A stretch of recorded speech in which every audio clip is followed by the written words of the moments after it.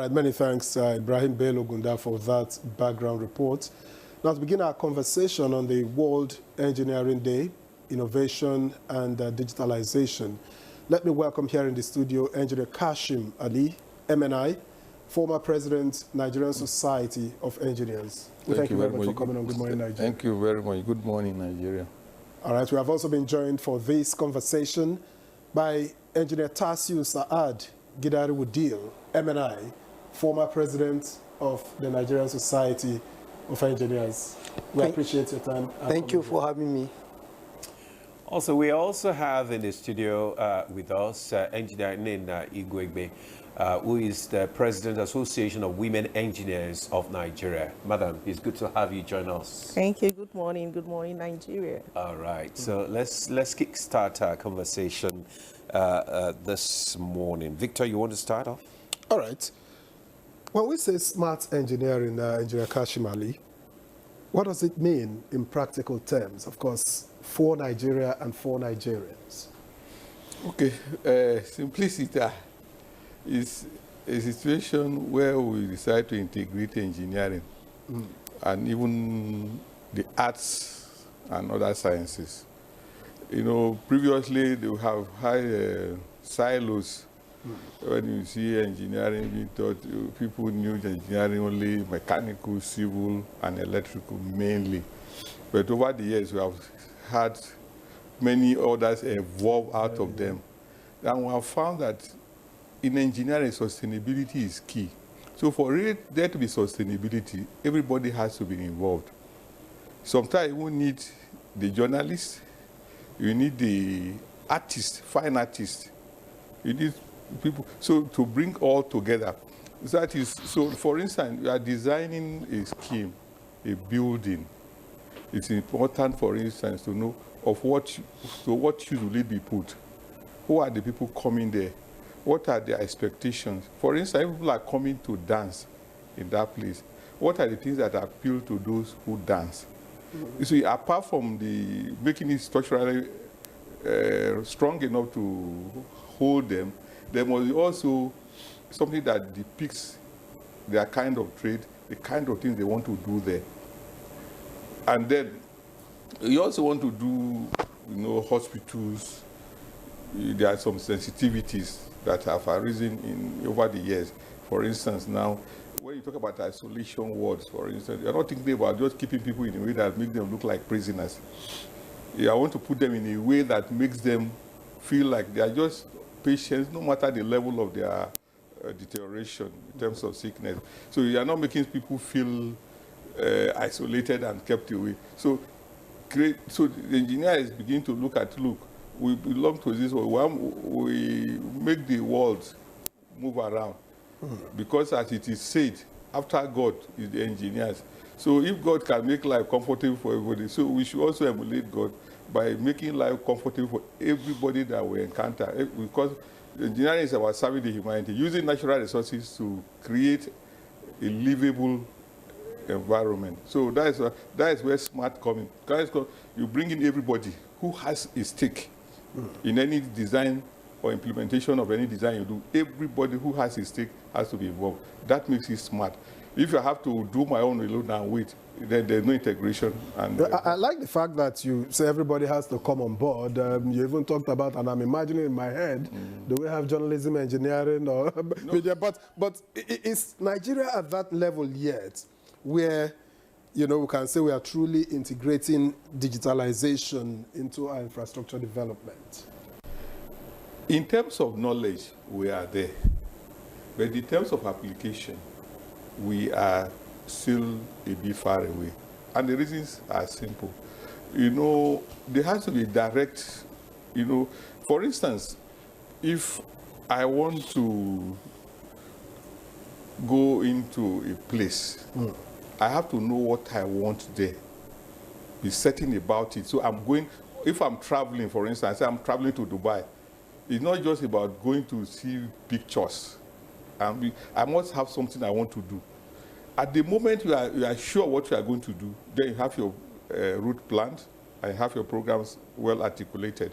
But what we do in Nigeria, sometimes we act on impulse. You see some projects, when even their times are not due, because it interests somebody, they will just jump into such projects. And there could be those that are critical, that are abandoned. So that is the attitude. So that has kept us away from actualizing it. But knowledge, believe you me, and I'm not saying this because I'm an engineer. If you go around the world, there's no way you don't see Nigerian engineers helping others to actualize those dreams. They are involved. And home is home. And we all Nigeria, we know how we feel. No matter, even those brothers and sisters who are in the diaspora, if you meet them one-on-one, they cry every day. They want to come back. Look at what is happening in the US now. Many of them feel embarrassed because after contributing so much to the development of that country, all they get now is a humiliation of some sort. You have to carry their passport, carry their identities wherever they go, as if they are children. Some of them have been there for 20, 30 years, contributing. So if they were home, nobody would treat them that way. So they are ready to come back. So you say that's why, in terms of knowledge, both in-house and then for my colleagues in that, we have the knowledge to apply this in.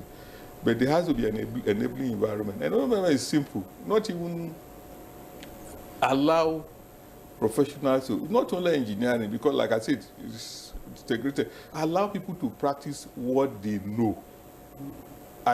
Just guide them. When somebody says, look, we have to arrange, even the arrangement of seats now, there's a way to be done. It is professional. That is what the other countries have done well. Allowing people to do their job. It doesn't stop you from exercising your own powers, but let professional work be done. Let no politician go to the highway and say, no, do this road this way. Let nobody comes and say, do your railway this way. No. The reason why certain things are done. So those are our challenges. Okay. Thank you very much, Engineer Ali, for your opening shots there. You've talked about the need for sustainability and also infrastructure development. But let's come to Madam now. I want to get your perspective concerning the theme and how the smart engineering is actually contributing to sustainability and development in Nigeria, particularly in terms of infrastructure and technology. Thank you very much, Demola. I appreciate being here. And with regards to your question, so much is being done, just like my past president has said. And smart innovation, technology in today's Nigeria, we are not there yet, like my past president said, but we are doing so much. And the government is trying their bit, and especially the society. We can do as much as we can as the Nigerian Society of Engineers, but we can't go beyond our mandate. So be it as it may, so many people, so many outfits out there, organizations, let's take the real estate. There are so much smart innovations going on in the real estate. If you agree with me, yeah.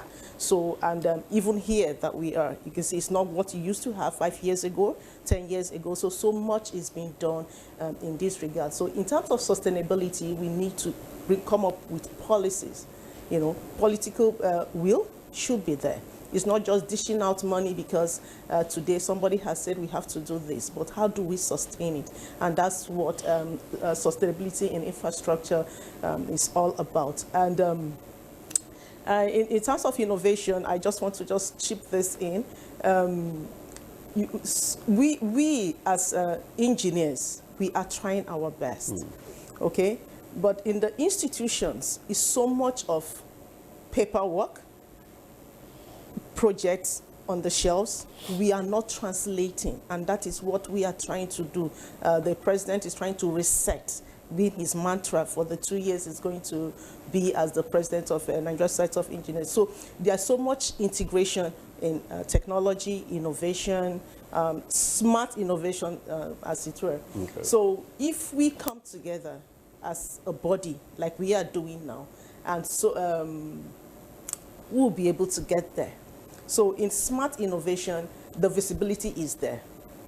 The women are also there trying to push, so I'll give that to us. So I think we are getting there. So innovations. When you say the women are there, what role are the women actually? Are they really pushing in now, like, unlike before?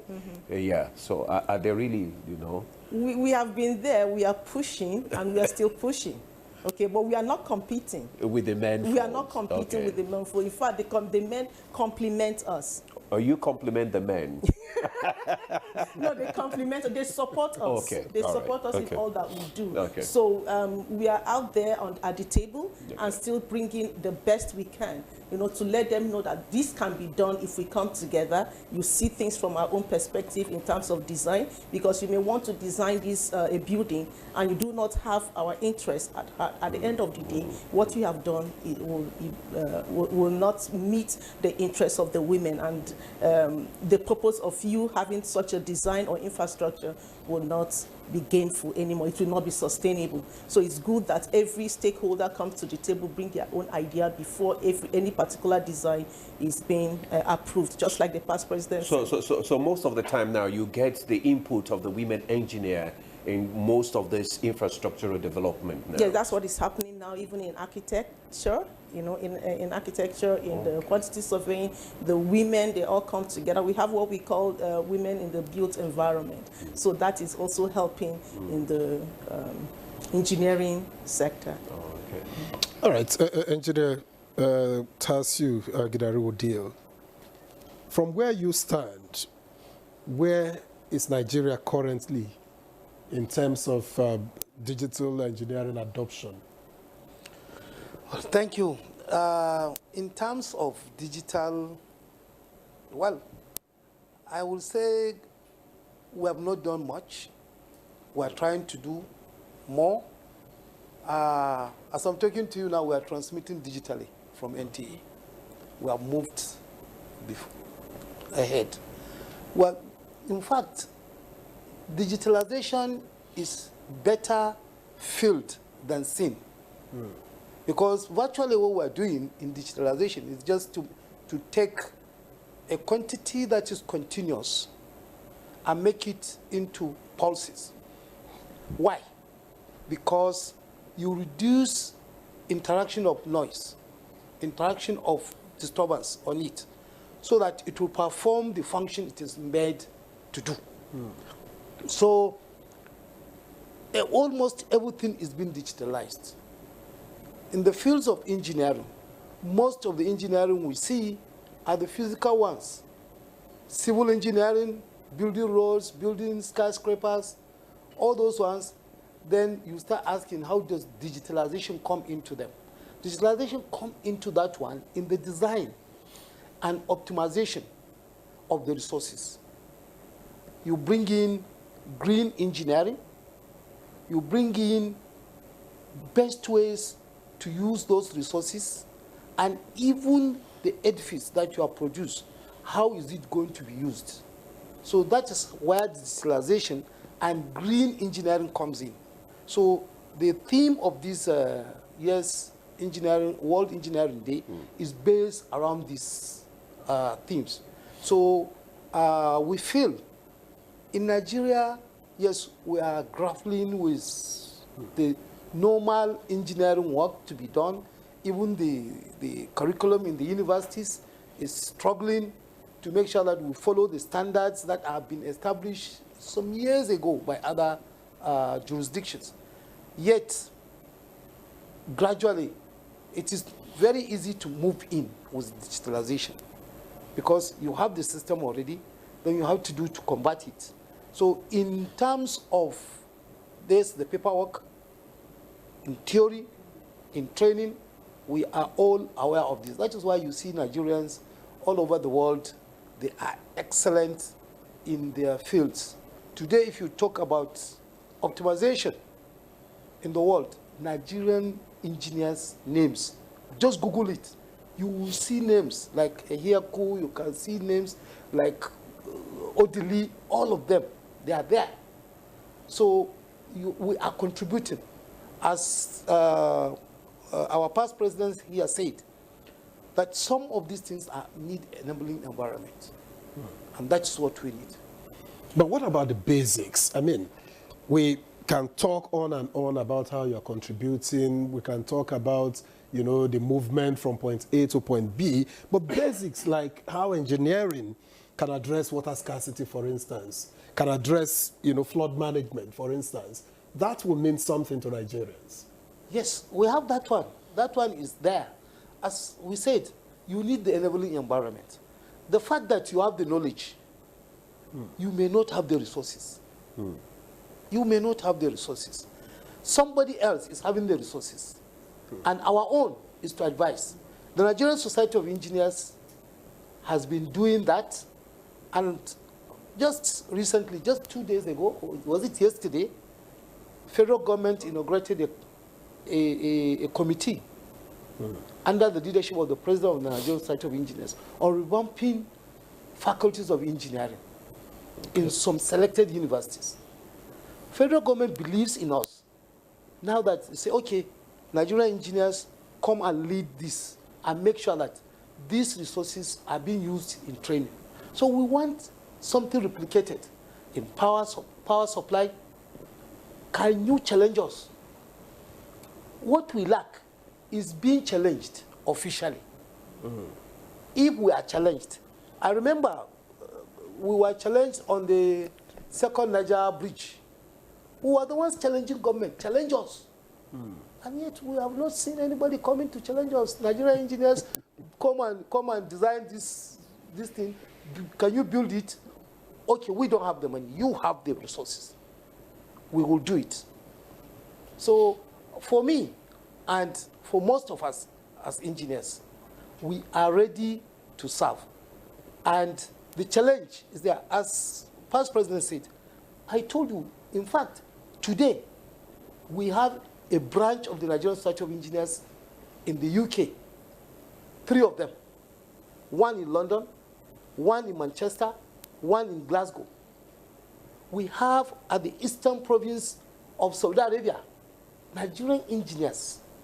We have in Calgary, in Canada. And many more are coming. Nigerian engineers are there, working in those places, high places. But for those of us here, some of us are working remotely. Some of us are working remotely. And some of the systems that have been designed, Nigerians are designing them from here, today. Okay. Yes. You talked about the issue of digitalization earlier on, and Yes. I want to find out, is digitalization dominating other areas of engineering now? Yes, it's everywhere. You can't do without it. So it's dominating. It's dominating. Okay. You can't do without it. In fact, you can not do design now without computer. That is the basic digitalization. And the focus has moved in terms of thinking towards digitalization and smart systems. Okay. All right.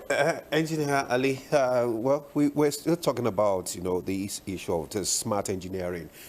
Give us example of this smart engineering project in Nigeria or Africa that are really giving us kind of making a significant impact. Okay, thank you very much. Before I get, there was a question you asked about, you know, real projects that have solutions that Nigerians have provided. From way back, I'll give one example. Luckily, people are old enough to know. If you are going to the east, before in Makurdi, you had only one bridge, the railway bridge. And then there was a second bridge that was done. That bridge was done by wholly Nigerian team. The government then challenged engineers, so then they formed a company called ROCON, Road Construction Nigeria. Okay. Its government owned it with Nigerian engineers. They built that Makurdi bridge that is there from around 78 or so, and it's still there till today. That bridge, that was done. Way back, Ogumpa flooding In Ibadan. in Ibadan was a huge problem. It took Nigerian engineers, you know, they used to engage foreigners to come and assist, and I knew about it right from when I was in school. I had the privilege of being part of that solution. Okay. We have also, even in Abuja here, you know, there used to be flooding of Kubwa Yeah. over a long period. And I had the fortune or misfortune of being the chief executive of the FCT Water Board at that time. I recall one time, early in the morning, I got a call. Hey, your dam has collapsed. Somebody said the dam has collapsed. So I asked the person, he was my senior. I said, where are you? He said, I'm in Cuba on my head. I said, if it has collapsed, you would have been dead. Because your corpse will be in Abaji. I mean, so, and we use Nigerian solutions to do that. See the election issue, what they call BVAS that's all over the place, it was done by a wholly Nigerian engineering team. Nobody, no, they didn't get assistance from anybody. They did it within INEC there. So a lot has been done to show that we have the capacity and the training. And you know, engineering training, in fact, it's not localized. Engineering training is universal. The standard you use here is what they use in the US and everywhere. So if you're an engineer here qualified, you are also it's the same thing you practice anywhere you go. It's only that certain circumstances will change. For instance, we don't have earthquake here. So nobody teaches you, they teach just basics in earthquake, but nobody teaches you deep, you don't need it.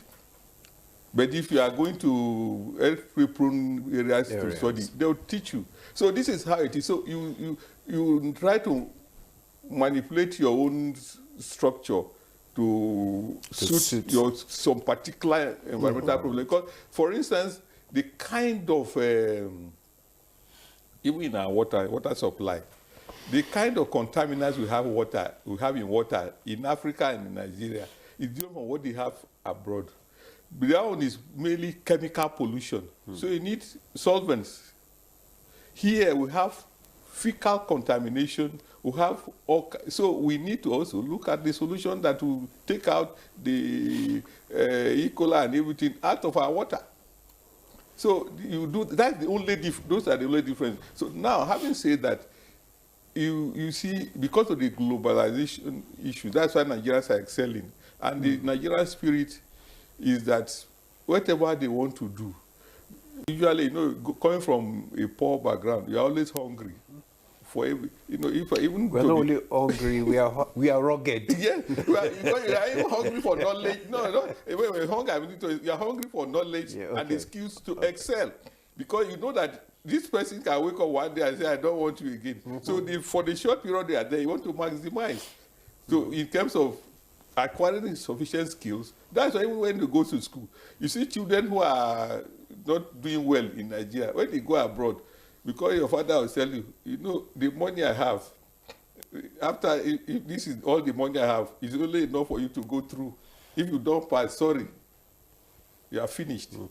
That attitude is there. So that is it. So let me come to your question. Can you repeat the question? In explaining this, I lost count. I just asked the smart engineering project in Nigeria and the impact, you know, the significant impact that it's making.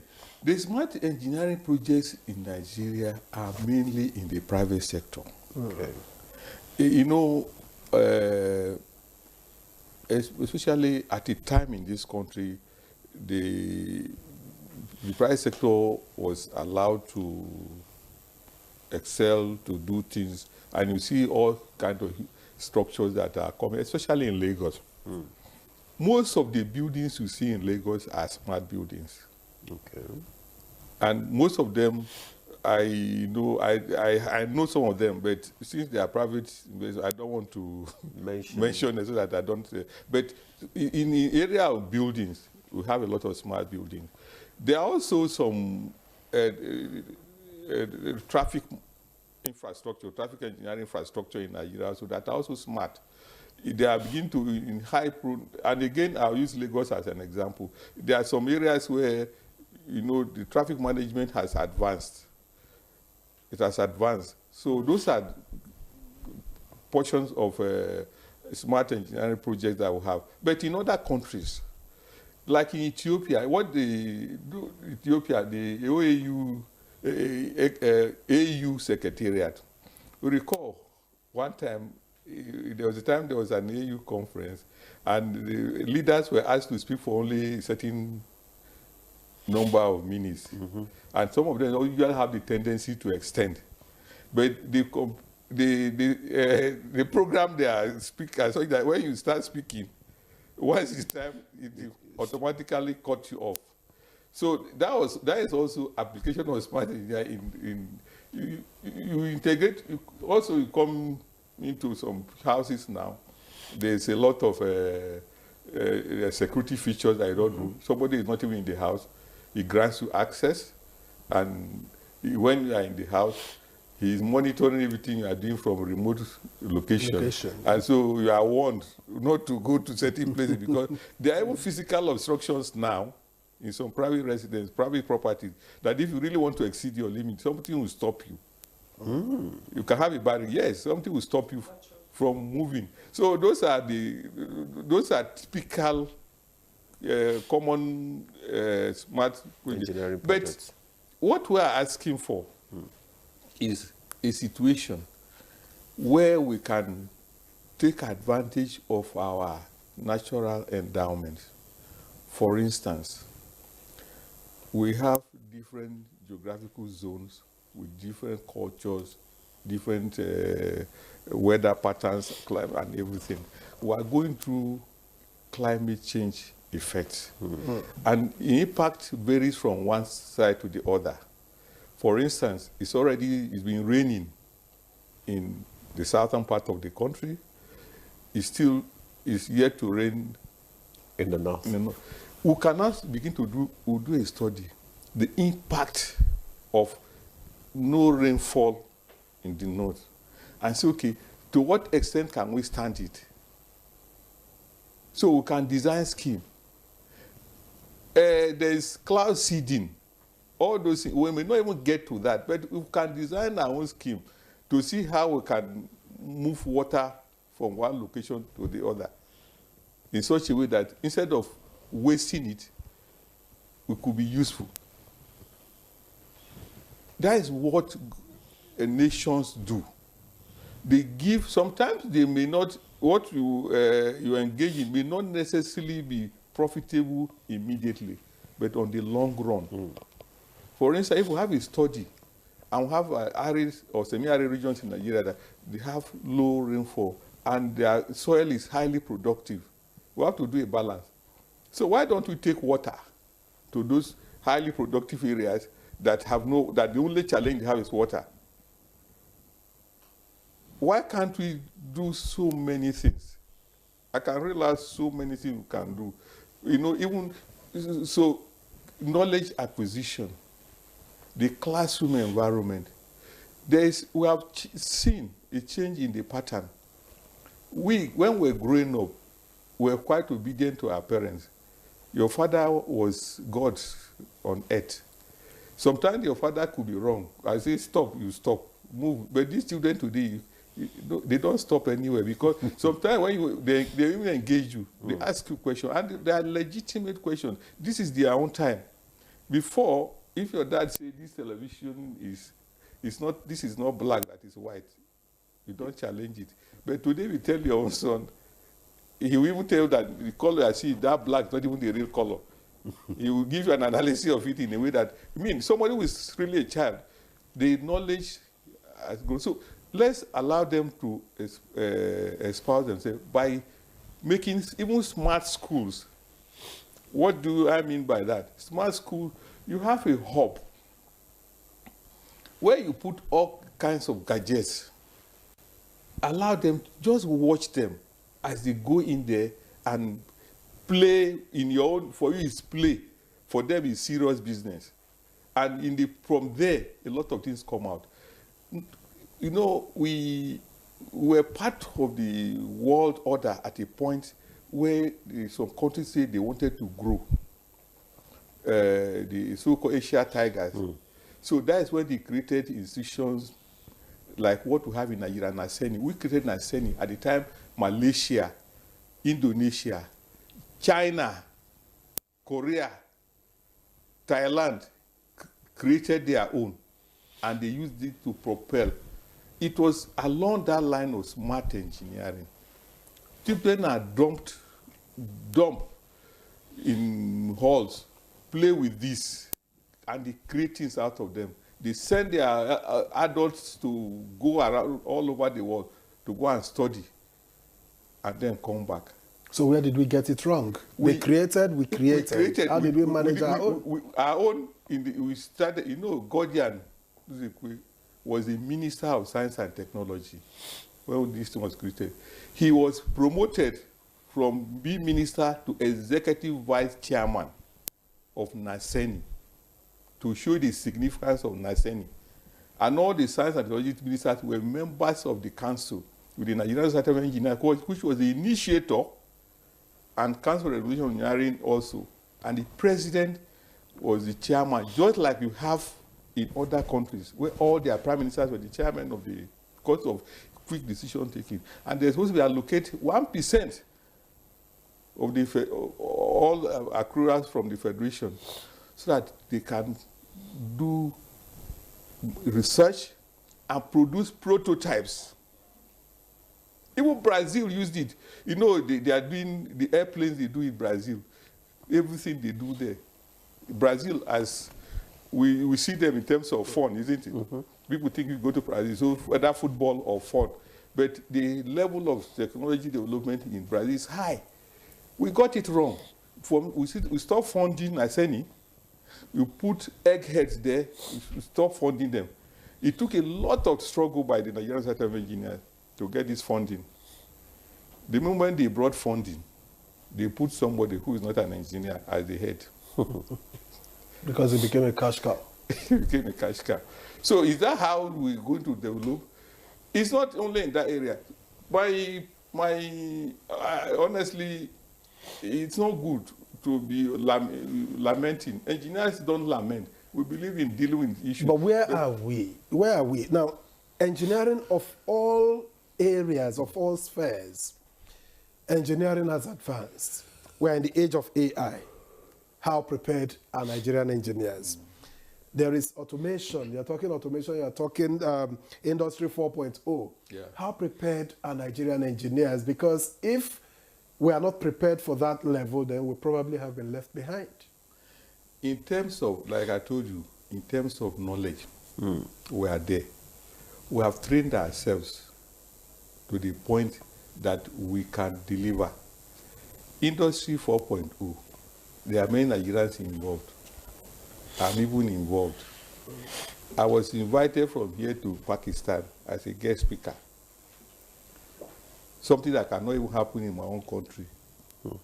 In Industry 4.0. As Pakistan is a nuclear nation, so you can imagine the level of development. There are many people. I'm not even high up. There are many people. AI application, not ChatGPT. People have moved on. Tassi, when he was president, you will have a whole floor in the NSC Secretariat that is smart office, such that you have any ideas, there's enough for you, enough space for you to play with it and get something out.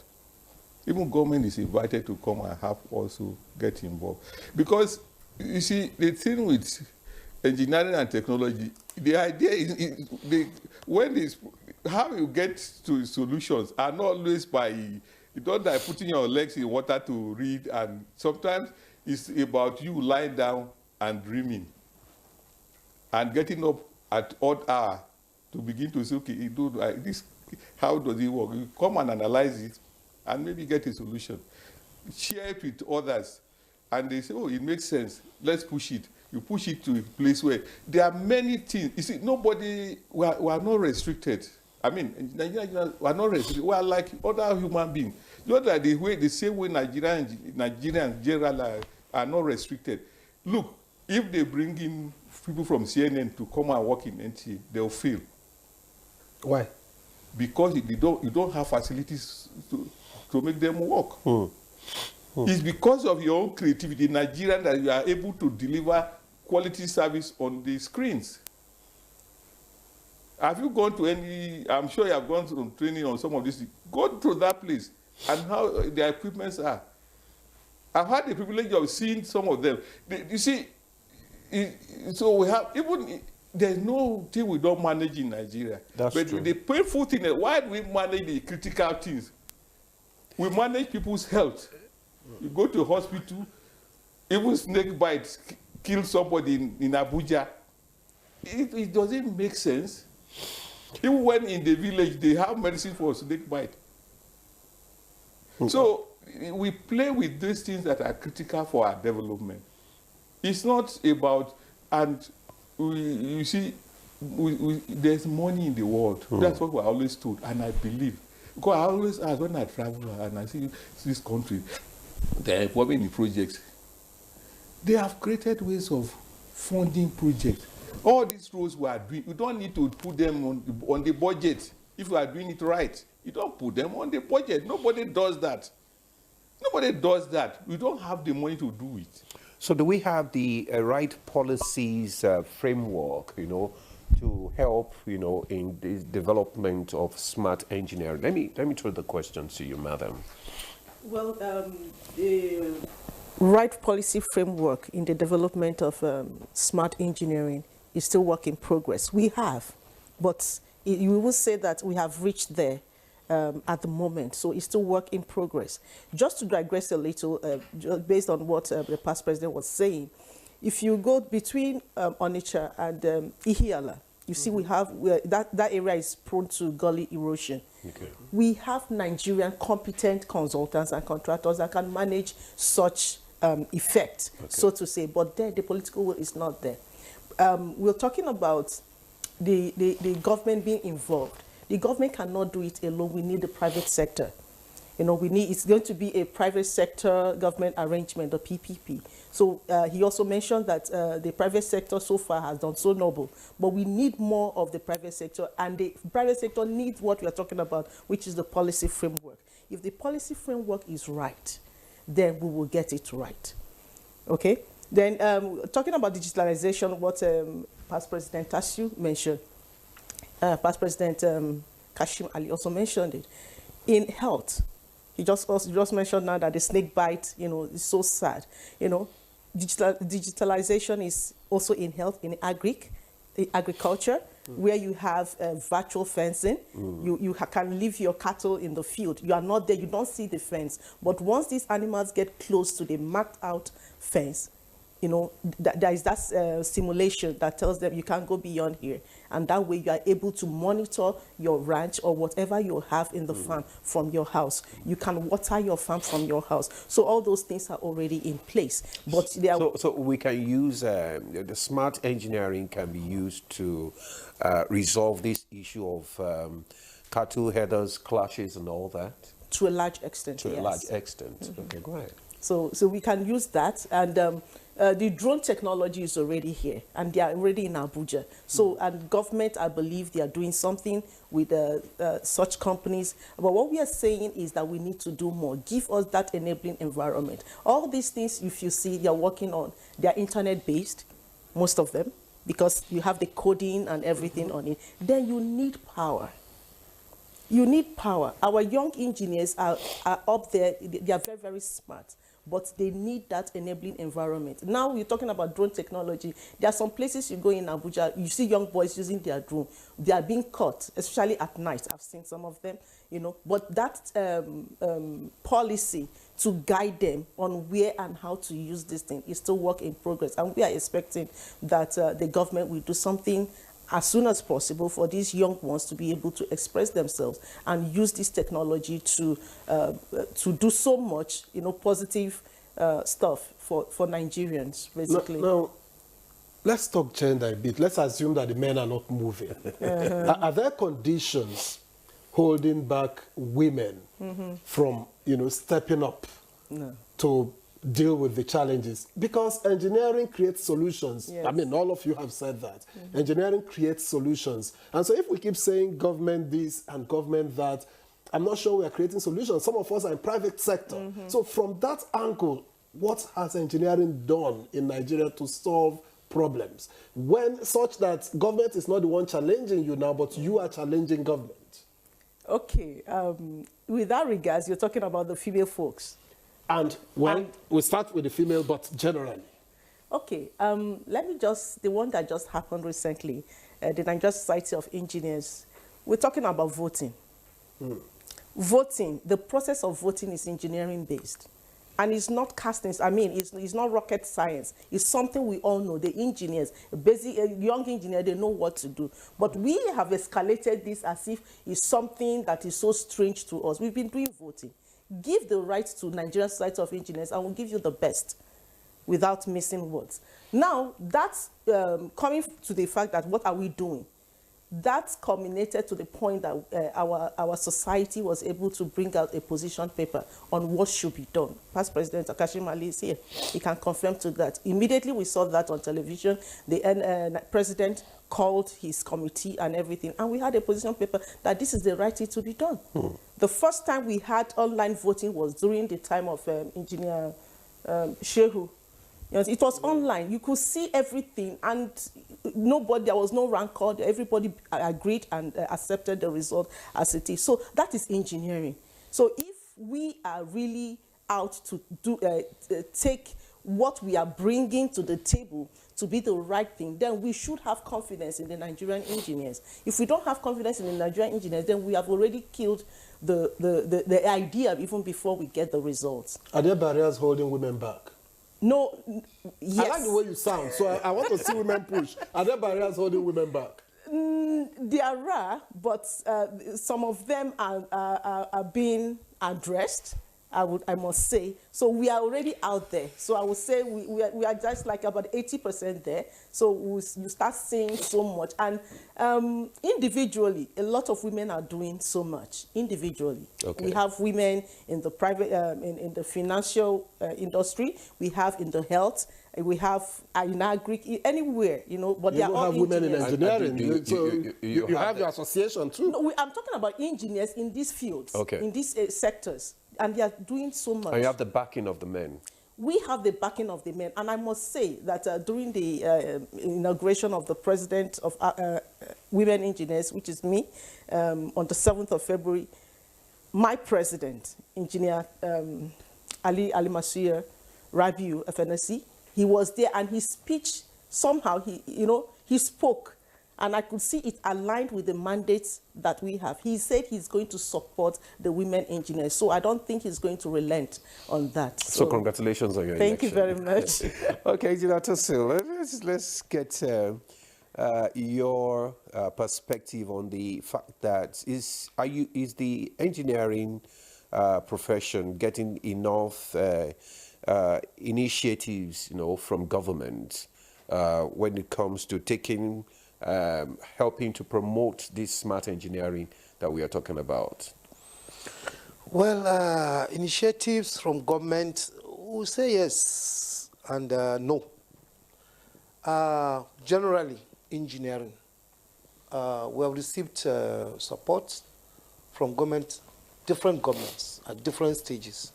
As Engineer Past President Ali mentioned, we were able to convince a military government to establish Neseni.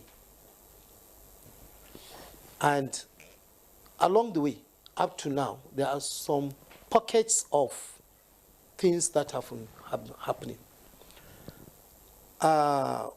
Last regime, we were able to get, through the Minister of Science and Technology, who was one of our members of blessed memory, Dr. Obonaya, were able to get the executive order on executive order 5 for the domestication and use of local engineering services. Then there was 7, I think the order 7 again. And recently, we have Buy Nigeria. This virtually you are saying, when you say Buy Nigeria, it means you are empowering engineering. Okay. Because not over 70% of products are being produced by engineers. So you are saying, please take Nigerian engineers, employ them, use them, and so those initiatives in terms of engineering are there. There are agencies of government that are responsible for digitalization. NIDA is there, Digital Bridge Institute under the Federal Ministry of Communication and Digital Economy, and so many other bodies that engineers are involved in engineering, and we go there to even develop some of the products. Privately, we have some innovation hubs in this country that are owned by private bodies that are also encouraging engineering. Some of our members were able to even come up, establish their own innovation hubs and involve communities around them. Right from primary school. Some primary schools, they teach them robotics. Yes. In fact, I know one in Kuje where his neighbor is an Islamic school, Islamia school, and he incorporated robotics in their curriculum. That all the time, as we all know the procedure, when you want to catch them young, you allow them to go and play. For you, they are playing, but for them, it's a real business. So they go and do and learn their own robotics. And those children are superb. And you'll be surprised what they have been producing. So my concern is not only digitalization. The out of school children in this country is alarming. Most of government schools are dilapidated.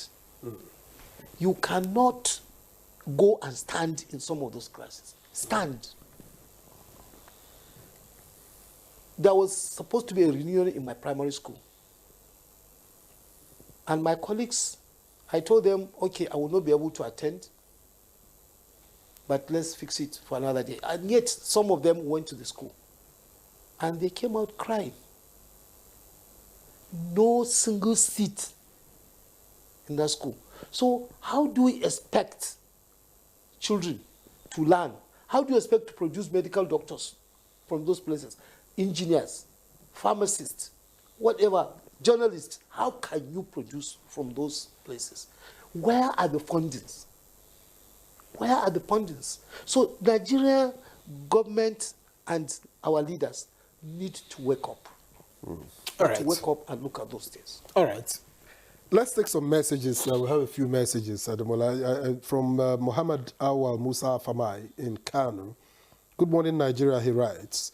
In what ways can engineers and community development workers in Nigeria collaborate to design affordable, climate-resilient housing that utilizes locally available and biodegradable materials?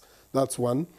And from Engineer Oyede Jabioye in Jos, he said, thanks, Engineer Woodil. Truly, we are not being challenged. Even paying us for the little services rendered becomes difficult. The governments at various levels should please pay us as at when due for services rendered as a way of encouragement.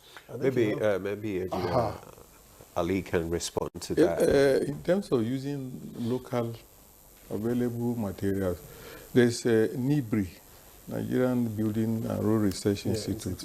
They have done a lot of research in that area using clay and other materials. If I biodegradable material to build houses, that is already there. The expectation was that having developed that they have built some small estates here and there. But if there was massive funding, like if the states were keen in, for instance, because those are things that are on concurrent list, if the states were keen in, they could take those technologies and apply it to their rural areas to improve their standard of living. So that is already there, you know. and a lot more, as you know. Like I said, even in terms of private initiative of engineers, we talked about that local robotic class around the Islamia. There's an engineer, you know him, Dr. Bindir, Yeah. who developed, in I think he came here with the slate. Yeah, these people, the Malams use slate, they write, and so he decided to incorporate a digital equipment on the slate. So you are still holding the slate. So nobody can say you are not holding a slate. But the slate now is more advanced. He has done that at his own private level in his institute in his hometown. A few people are doing things like that are not celebrated because they don't have the opportunity of even showing them off, because the cost of doing that will be high. So they only remain where they are and then try to make life comfortable for people. At the end of the day, everywhere in the world, the standard price is that it's government that drives engineering processes. Because the initiative is, you see, like I told you, engineering solutions don't come by heart. Get up, put your jeans and sit down. They come from wild thoughts sometimes. And they can come anytime. Sometimes they work, they don't work. Only government can apply, that's why I have research and development funds that people can access. Once somebody comes and shares his dream, and you can make sense out of it, you allow him or her to go and explore. But you've had representation in government. You talk about government is not doing enough, but you've had representation. Are you satisfied? When I say representation, engineers, professionals, well, of course, for instance, thankfully, the Minister of Works today is an engineer. He's been governor. Do you have satisfaction with the representation that you have in government? Well, I have been the leader of the engineering family in Nigeria, so I cannot bring down any of my colleagues. But I have challenged some of them directly on occasions. Why? And they will tell you, they cannot do beyond that. Okay, they cannot do beyond that. We'll take a pause now. When we come back, the conversation will continue. Stay with us. At 10:05 p.m. This is Reshaping Democracy.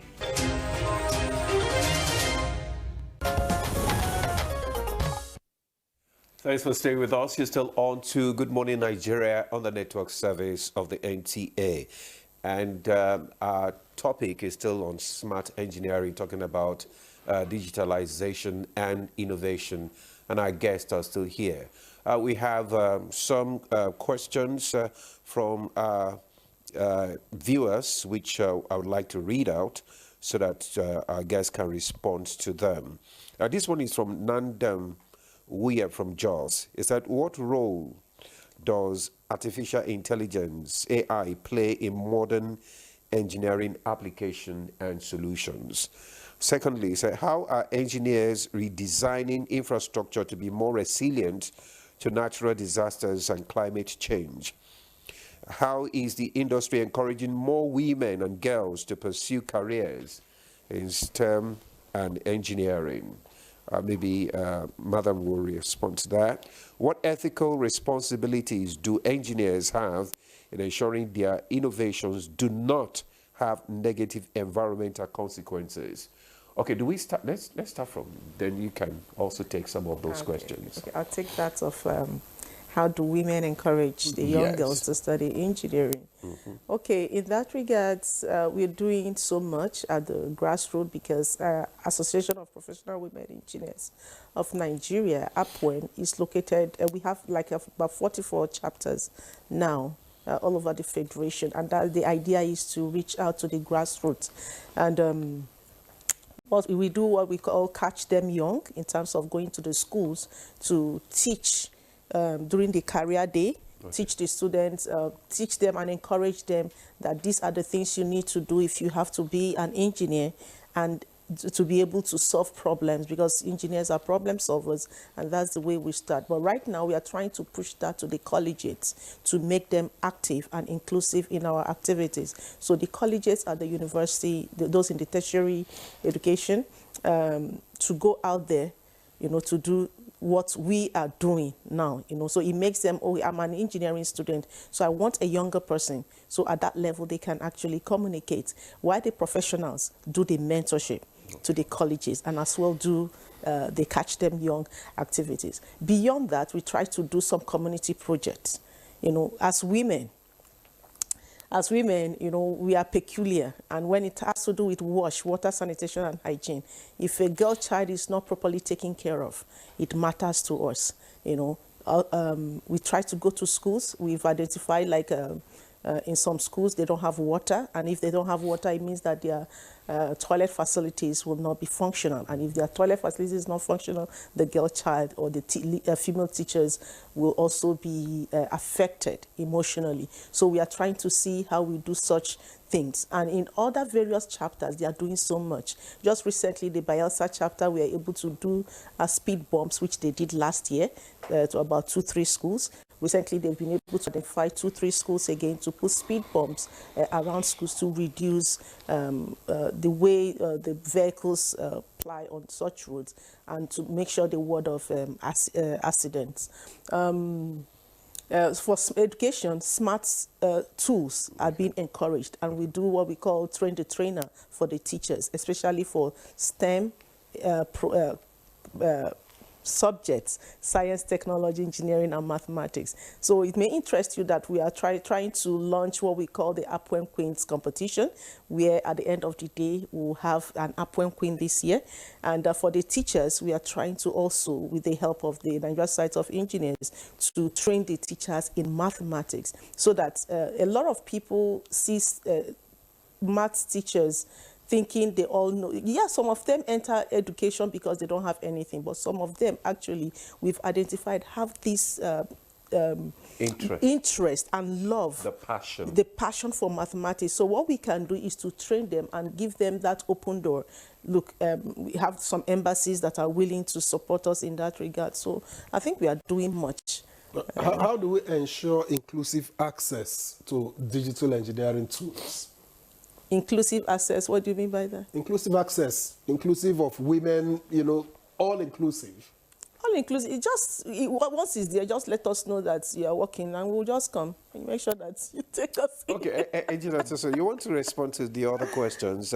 He's talking about the roles. What role does artificial intelligence, play in modern engineering application and solutions, and how engineers redesigning infrastructure to be more resilient to natural disasters and climate change?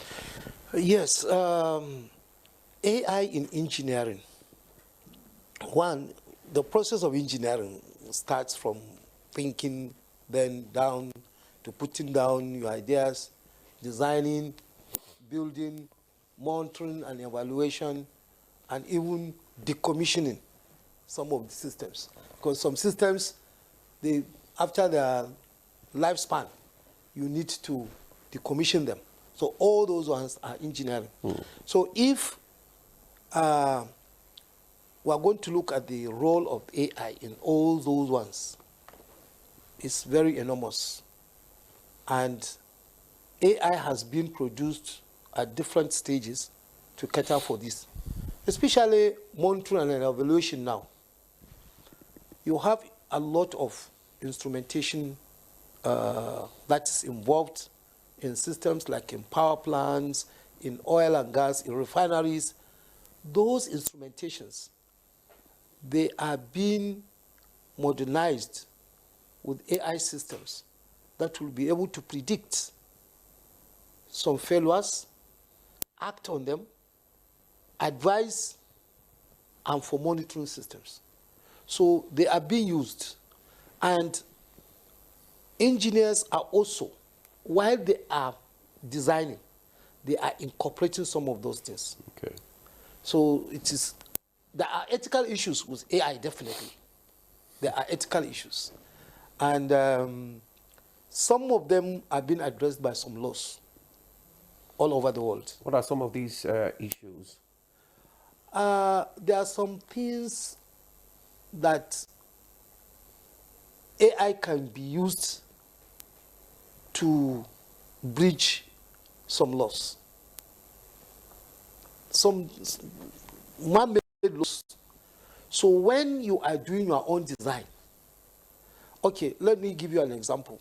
You have a system, you are designing a system, a biomedical system, where the system is going to test a patient for something and give out a result.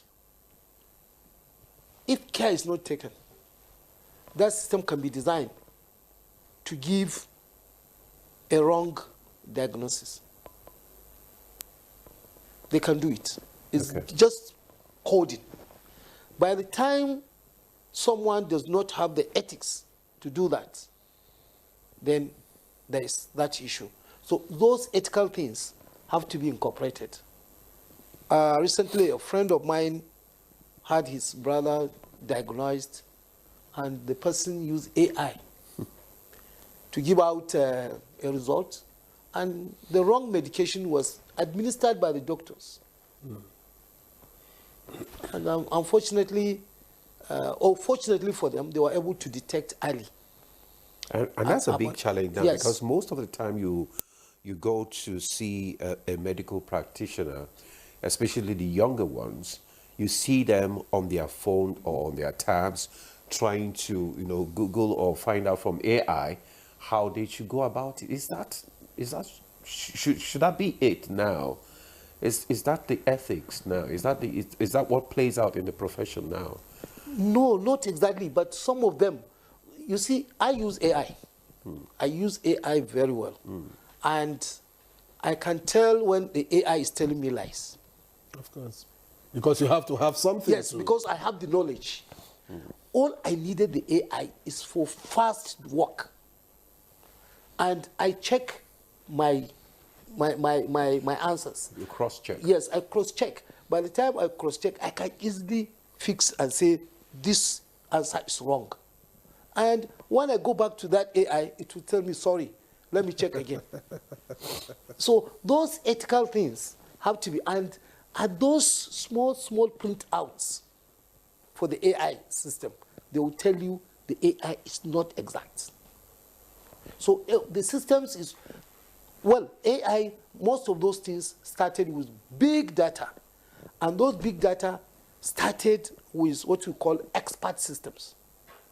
Expert system is just the combination, the accumulation of the experiences of people in the field. They keeping them, then they now go back to them.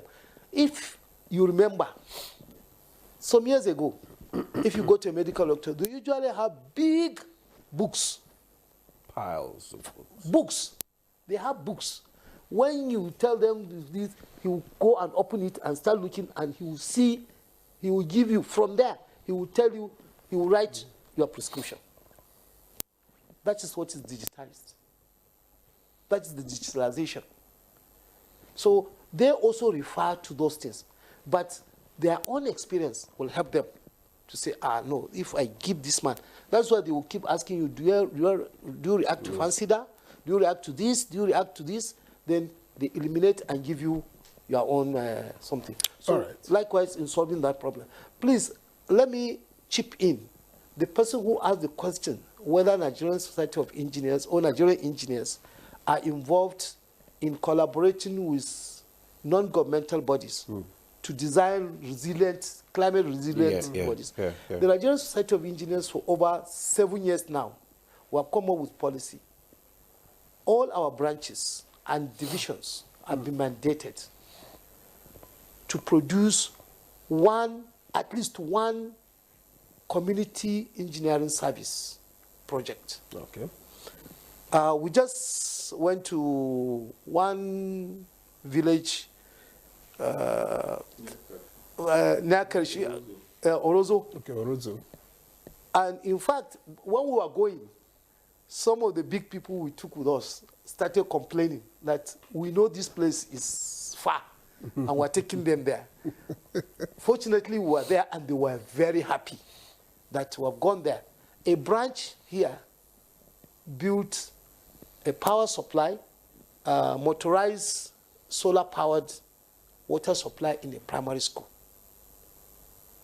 Those are some of the projects we are doing. Contribution to society. Yes, contribution to society. And we encourage all the branches, over 100, about 100 now, including those diaspora branches. They can come back and pick a place in Nigeria and do that project. And the aim is, one, identify an engineering problem in a community and solve it. Provide solution from design to commissioning. Then involve young engineers in that design. And by the time you solve that problem in that community, you already have a big project. Then those young engineers have learned from the design to the building. So you are using it to train young engineers and at the same time serve communities. And you can get your fundings from anywhere. We don't have the money. The branches don't have the money. But we reduce the cost of that project by providing free consultancy services, free supervision. And someone else will say, okay, let me provide the materials for you. Okay. And we have produced so many projects in this country. Like I think that's something to cheer. Yes. But let's talk solutions too. It's part of the solutions, Engineer Kashimali. What reforms would you say are needed in engineering regulation and standards? Well, engineering is always evolving. So regulations are also evolving because if there's nobody that is most dynamic, it's engineering. Because some solutions you have today become obsolete the moment you declare them. So there's a lot of that needs to be done and is being done. That's why, like in Koren, we continuously work. You know, Koren at a point realized that engineers that were living in Nigeria who's going abroad were doing excellently well. So what is it? So it means it's not a problem with our capacity to learn. You know, initially, do you know that in Nigeria, in the colonial days, they say a black man's brain was too small to absorb engineering knowledge. That is why people, even when they studied abroad, they could not come to Nigeria to practice. Until that is even the origin of Nigerian Society of Engineers. But we have crossed that line now and then. So a lot of, every day people are working on that. So we want to be a member of the world community in terms of engineering excellence. And today we are a provisional member, a provisional signatory to what they call Washington Accord. Washington Accord is an elite engineering institution that covers the whole world. If you are a signatory to that accord, you can practice, people from your jurisdiction can practice engineering in anywhere in the world. So it's not like we've moved because of those things we have done, Koren has done. Today, engineers who leave these schools to go and practice in many countries don't go there to work as cleaners or something again. They go to work as engineers in Asia and in the US and in Europe now. And we are working to improve on that. But let me say something also. AI is just a tool. You know, it's all these things derived from the incursion of computer into our lives. So many things are evolving from there. You know, we had the Internet of Things, big data, all manners of things. Those things have come together to create an octopus. That the ethical issues, you see, there's the issue of invasion of privacy. Even like the smartphone we carry, those are products of all those evolution. Your smartphone can do more than you even think. You can put it off, and somebody can still use it to monitor you. In fact, you put on your phone, and your phone will record you and transmit it to somebody. So that's why they always say, be careful when you put your tools. And for women also, it has been used to embarrass them. A woman will go to the hospital, for instance, somebody will put a discrete camera and invade their, then they see their pictures being sold on the internet and all that. So those are the ethical issues. Today, because of all this evolution also, there's something they call peace engineering. It's still evolving. I got to do peace engineering now. Even the application of warfare, engineering, deployment of, there are some machines that you can develop with AI. AI helps you to fasten your production of everything. You can develop something now and use in warfare, and they create misery for the world. So those are the ethical issues that is why some people are also bringing it. Look, let's do peace engineering. The curriculum is being developed right now. It has really advanced so that people will even study. So peace engineering is how to not to use engineering knowledge to cause destruction. All right. All right. Thank you very much, Engineer Ali. Madam, as we begin to wind up now, what advice would you have for young women considering a career in engineering or technology? Okay, thank you for that question. My advice would be that they should have an open mind and know that they are going into a male-dominated environment. And when they get there, they should not feel intimidated. They should do what they have to do. So if the guys are doing 10%, they should do 20% to just be there. Well, when it comes to intimidation, they will be intimidated. When it comes to competition... Were you intimidated? Yes, I was. And I happened to be the class rep, so So how did you overcome the intimidation then? Well, I think I had a good relationship with all my boys in the class. Had a good relationship with them. So when you get there, put your best and put your best foot forward, and I think that would help them to achieve whatever they want to achieve, and also have in mind that they are in class to be a problem solver.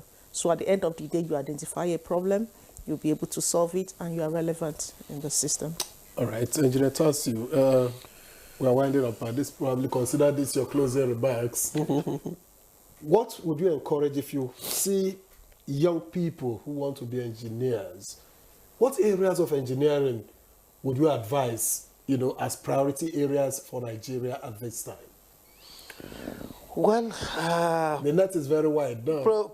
Priority, honestly, I will feel all areas in engineering are priority. But they have to embrace digital side of it, open mind, be honest, and hardworking. Let them understand that engineering is not a certificate to get rich. That is the main problem we're having with young people. It is a certificate to get involved. You may not be able to be rich as anybody you can think of, but you will not stay poor.